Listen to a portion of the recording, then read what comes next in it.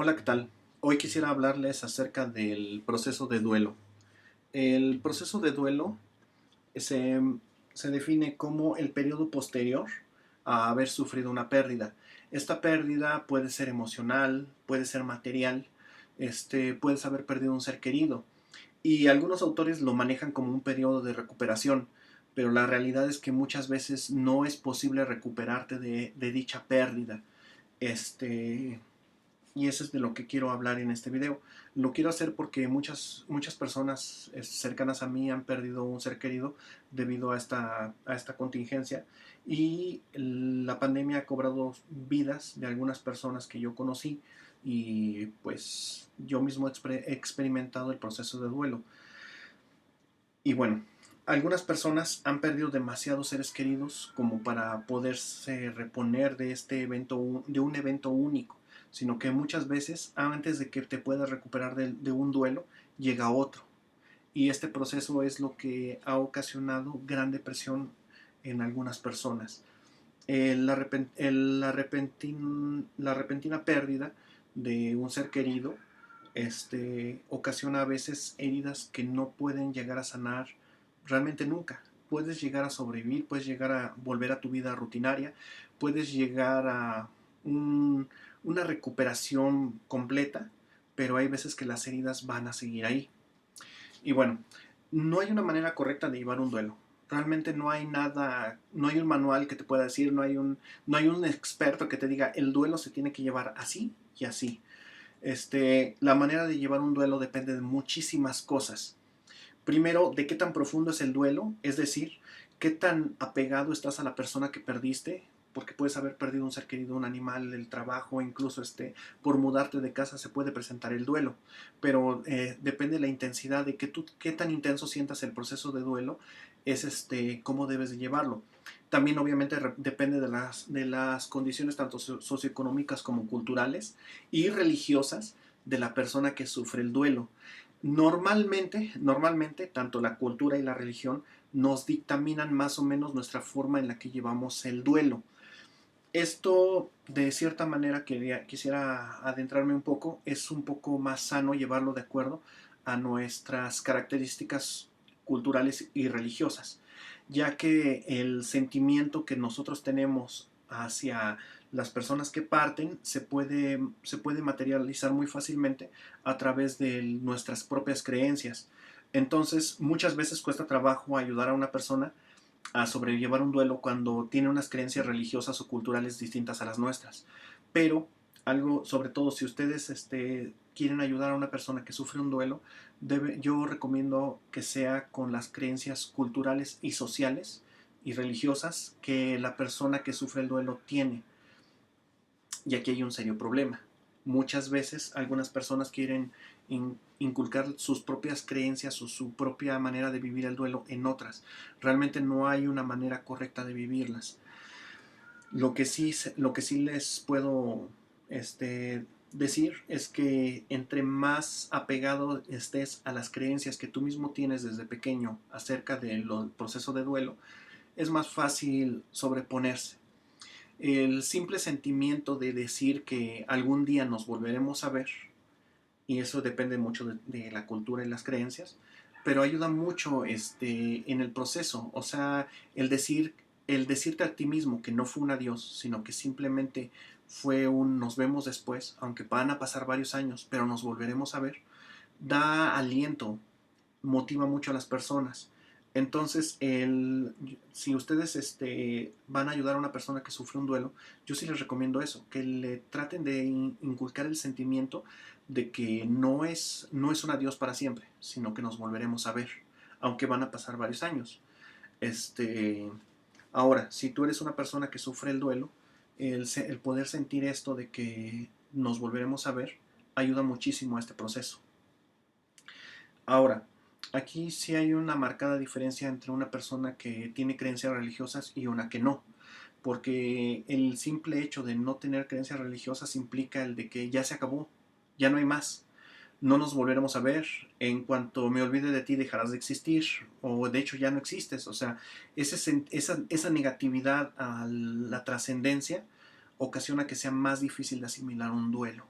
Entonces, aun cuando una persona sea atea, yo sí recomiendo que si sufre un proceso de duelo, trate de acercarse, aunque lo quieran decir así por conveniencia o nada más momentáneamente, a algún tipo de acercamiento religioso al cual ya había tenido antes contacto. No de preferencia algo nuevo, sino algo a lo que ya haya tenido contacto, no una religión nueva, alguna que sea muy familiar o que practique en su familia, porque eso facilita mucho el proceso de duelo, lo facilita muchísimo. Y bueno, cambiando radicalmente la forma de llevar el duelo, el simple hecho de pensar en la persona, de hablar de la persona, se ha visto que mitiga mucho el sufrimiento, la angustia. Entonces, sí recomiendo a una persona que ha sufrido el duelo o una persona que quiera ayudar a levantar acerca del duelo a alguien, que le pregunte cosas que no son tan comunes acerca de la persona que se fue. No sé, como sus colores, sus gustos, sus tristezas, porque normalmente algo de lo que más se habla son las alegrías. Ah, ya le gustaba hacer esto, le gustaba hacer otro, pero ¿qué te molestaba? ¿Qué te entristecía? ¿Qué te hacía enojar? ¿Qué era lo que te angustiaba? Son de las cosas que normalmente no se platican. Ese tipo de cosas, esos detalles que hablan más de tu ser, son las cosas pequeñitas que ayudan mucho a sobrellevar los duelos. Y otra cosa que también recomiendan en conferencias de tanatología es que si tú sufriste una pérdida de estas, escribas tus sentimientos, lo que sentías acerca de esa persona, y sobre todo, si tienes la oportunidad, escribas la historia de esa persona contigo, el cómo se conocieron, qué les gustaba hacer juntos, qué les molestaba hacer juntos, qué tenían que hacer juntos aunque no les gustara, o por qué se separaban, o cosas así, pero normalmente en un orden cronológico de cómo fue sucediendo. Esto ayuda sobre todo a que la memoria esté activa. Es importante que el cerebro siempre esté activo, siempre esté trabajando, porque es el hecho de estar estático, por lo menos en pensamientos y en emociones, hace que caigas en una depresión más profunda. Y bueno, ya nada más para no alargar tanto el video, otra de las recomendaciones que se dan mucho en la tanatología es que nosotros nacemos con un mecanismo para expresar lo que no podemos expresar, para combatir contra lo que no podemos combatir. Una forma de expresar nuestros sentimientos cuando no podemos expresar nada más es el llanto. Y nacemos con esto, y todos nacemos con la capacidad de llorar. Y precisamente en los duelos es lo que necesitamos muchas veces para poder no sobrellevarlo, no salir, no olvidar a la persona, no, sino simplemente para seguir viviendo. A veces es lo que necesitamos, el llorar.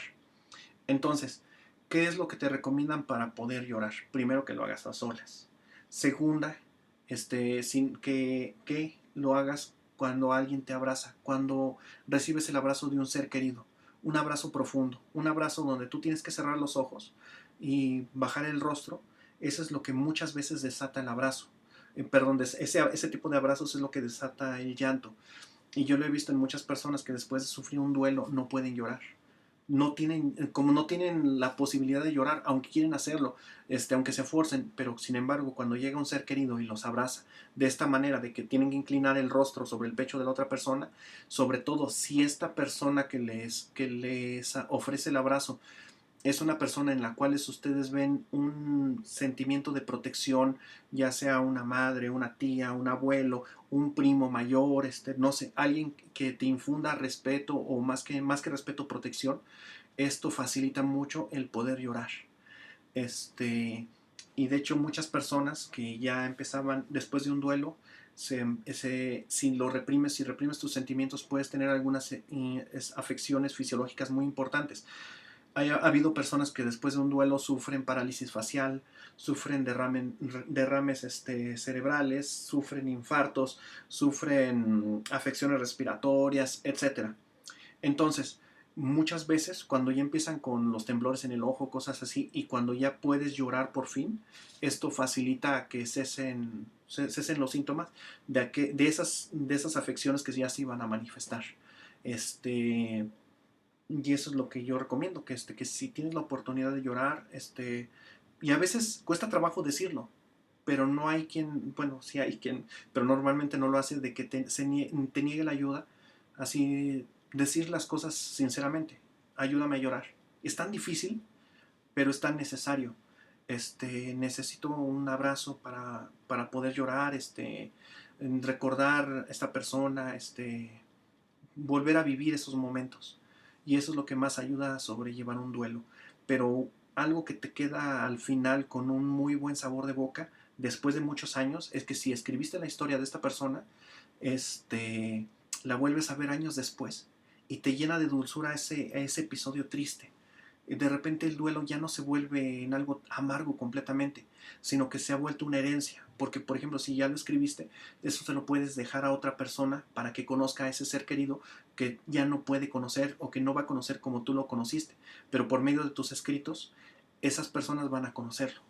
Entonces, el hecho de tú transmitir un pedacito de tu alma a otra persona acerca del sentimiento que tenías ante ese ser querido, ayuda mucho a llevar el proceso de duelo. Y bueno, más adelante vamos a hacer, bueno, voy a hablar un poco más del duelo, pero así para no hacer tan largo el video quisiera mencionar esos puntos. Y bueno, espero que les pueda ser de utilidad y pues yo sé que la mayoría ha conocido a alguien que ha perdido a un ser querido y espero que les pueda ser de utilidad y muchas gracias.